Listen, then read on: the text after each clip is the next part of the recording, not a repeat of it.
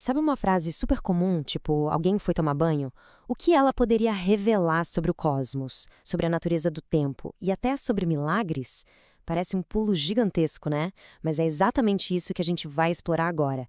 Um argumento filosófico que faz uma conexão incrível entre nosso jeito de falar no dia a dia e a própria estrutura da realidade. Ok, vamos mergulhar nisso. O nosso roteiro aqui é o seguinte: a gente começa com uma coisa bem simples, duas formas de falar. A partir daí, a gente vai construir uma ideia sobre tempo e eternidade, que vai nos levar para o que se chama de narrativa divina. Depois, vamos ver como os milagres entrariam como uma espécie de confirmação dessa narrativa. E, por fim, a gente compara tudo isso com a história que o mundo moderno nos conta hoje. Então, o ponto de partida de toda essa construção é uma distinção fundamental na nossa própria linguagem. Parece simples, mas é a base, o alicerce que sustenta todo o resto do argumento. Basicamente, a gente teria dois jeitos de fazer uma afirmação. O primeiro é o que a gente pode chamar de narrativo. É quando a gente conta uma história, descreve um evento que acontece no tempo. Por exemplo, alguém foi tomar banho. Simples assim. O segundo jeito é o analógico. É quando a gente fala de uma identidade estável, como a da própria pessoa que foi tomar banho, tratando essa identidade como algo permanente, quase eterno. E aqui tá o pulo do gato. Essa frase simples, alguém foi tomar banho, só faz sentido porque a gente assume que a pessoa que entra no banho é a mesma pessoa que sai. Quer dizer, toda história, toda narrativa de uma ação depende dessa suposição de que o sujeito tem uma identidade estável, pelo menos por um tempo. Sem essa permanência, a própria ação não teria como acontecer. Beleza. Agora, vamos ver como essa distinção entre o que acontece no tempo e o que é estável começa a crescer. Ela deixa de ser só uma observação sobre a linguagem e passa a ser uma proposta sobre a estrutura de toda a realidade. A lógica aqui é o seguinte: a nossa experiência de vida acontece como uma história, uma narrativa no tempo. O argumento diz que isso só é possível porque existe um plano de fundo, uma estrutura eterna que garante que as coisas tenham identidades estáveis, mesmo que elas mudem. A conclusão é bem radical. Se não existisse essa eternidade, o próprio tempo não poderia existir. Então, o ponto crucial é este. Essas duas formas de ver o mundo, a temporal e a eterna, não são separadas. Na verdade, uma é a condição para a outra existir. A gente só consegue contar uma história sobre o que acontece no tempo porque, ao mesmo tempo, a gente consegue reconhecer identidades que parecem pertencer a algo mais estável, mais eterno. Certo. Se toda a experiência humana é, no fundo, uma narrativa, uma história, aí vem a próxima pergunta. Qual seria, então, a narrativa completa e total? A história de absolutamente tudo.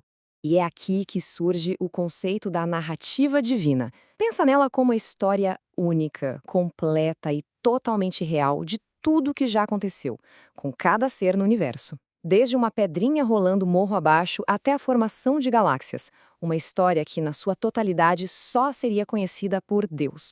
E, por essa lógica, as nossas pequenas histórias individuais, as nossas vidas, só ganhariam seu sentido de realidade quando se conectam e estão de alguma forma contidas dentro dessa narrativa maior. A verdade das nossas vidas viria do quanto elas se encaixam nessa história completa da realidade. Tá, mas se essa tal narrativa divina existe, como a gente poderia saber? Como verificar uma ideia tão grandiosa? O argumento, então, propõe um método de confirmação bem específico: os milagres. A proposta é que Deus forneceria uma versão resumida, em palavras, dessa grande narrativa divina. E essa versão resumida é o que se chama de revelação, como, por exemplo, um texto sagrado. Seria como se fosse um resumo dos principais capítulos da história da realidade. Isso, claro, levanta uma questão gigantesca. Com tantas religiões, tantas crenças e textos sagrados no mundo, como seria possível identificar a versão autêntica? O que a diferenciaria de todas as outras? E o teste proposto seria este. Uma revelação verdadeira seria provada não só pelo que está escrito, mas por ser continuamente confirmada por eventos posteriores. Especificamente por uma sequência coerente de milagres que fizessem sentido dentro daquela história. A revelação não pararia no texto, ela continuaria acontecendo na história. E a definição de milagre aqui é muito importante. Não é só um evento esquisito e isolado, é a conexão inseparável de várias partes.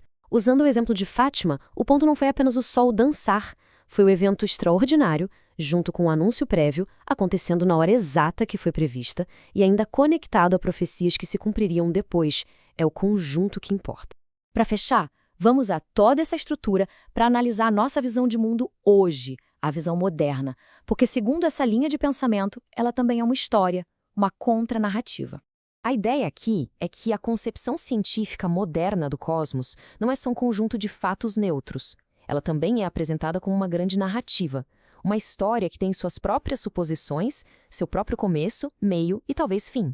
E quando a gente coloca as duas narrativas lado a lado, o contraste é brutal.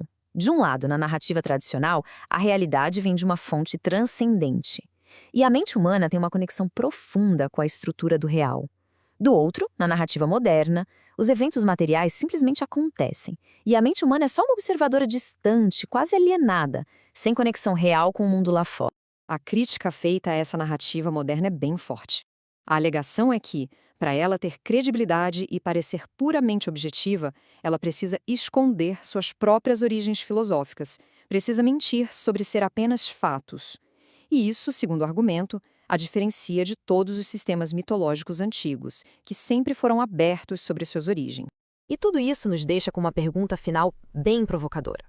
Se a autoridade dessa narrativa moderna começar a desaparecer, a enfraquecer, o que vai preencher esse vácuo? Poderia ser o que o livro do Apocalipse chama de Operação do Erro, uma questão para se pensar.